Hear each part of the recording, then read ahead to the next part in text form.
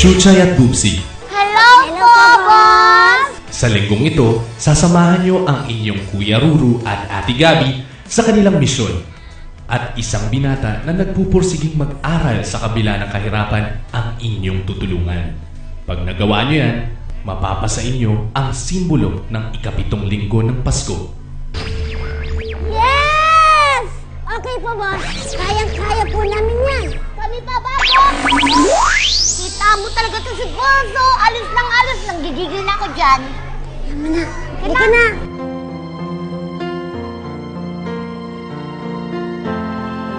Ako po si Reynald Vargas, 23 years old. Huminto po ako sa pag-aaral para matulungan ko ang aking mga magulang. Naisip ko na mag-aral na lang ng ALS para lubos ko silang matulungan para makahanap ako ng magandang trabaho, para talagang matulungan ko sila, maayos ko itong bahay.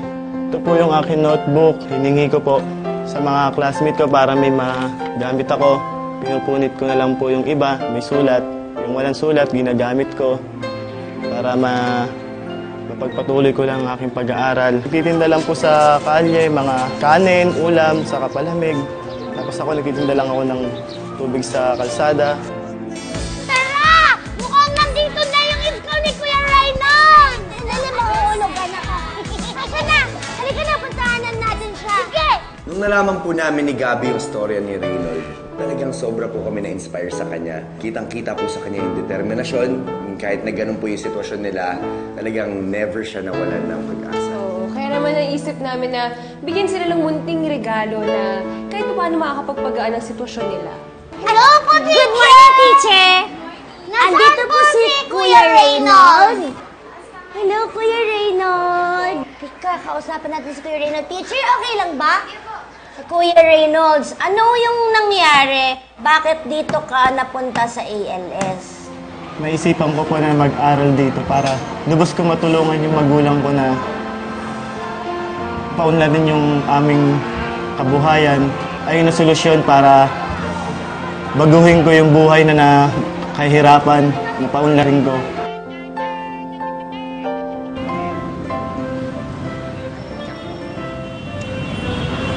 Hi! Good morning po! Kamusta po kayo, Nay?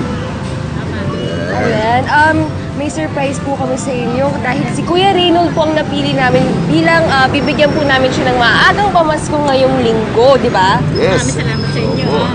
Salamat ako sa inyo. Siyempre po kasi nabalitaan po namin na gusto nyo pong ipaayos tong maliit na pwesto nyo. Opo. So, andito po kami dalawa ni Gab para tuparin po yung mga pangarap nyo. Ayusin muna po namin yung mga regalo namin para kay Kuya Reynold.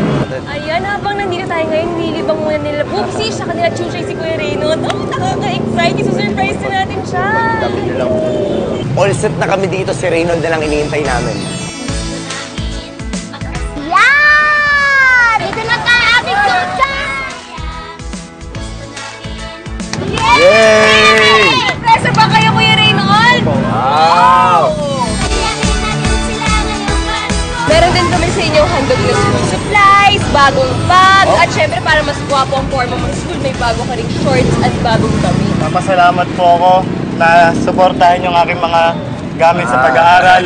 Mapapagpatuloy ko ng gusto ang aking pag-aaral. Porsigido siyang mag-aral na mabuti, porsigido siyang makapagtapos ng pag-aaral para masuklian niya yung kabutihan na binigay ng kanyang magulang. Makinig kayo lagi sa mga magulang niyo parang si Kuya Reynold and nakaka-inspire siya. Sana po makatulong sa pag-aaral mo, Kuya Reynold, Yes. sa araw-araw na gastusin. Chuchay and Lucy? Yes po? Yes, dahil napasaya niyo si Reynold, meron akong kami dalawa ni Gabi reward sa inyo. Wow! Ito na yun. Ito ang simbolo ng 7th Sunday of Christmas. Yan! Thank you, Kuya Ruru, Ate Gabi. Mauna kami. Dalawa namin sa namin ito. Mag-ingat kayo. Kaya nyo yan, ha? Ingat. Yan!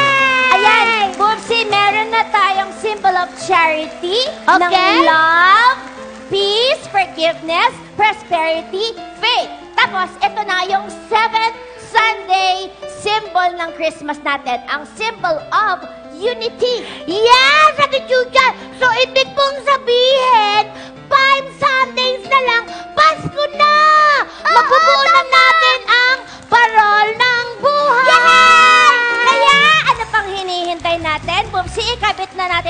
1,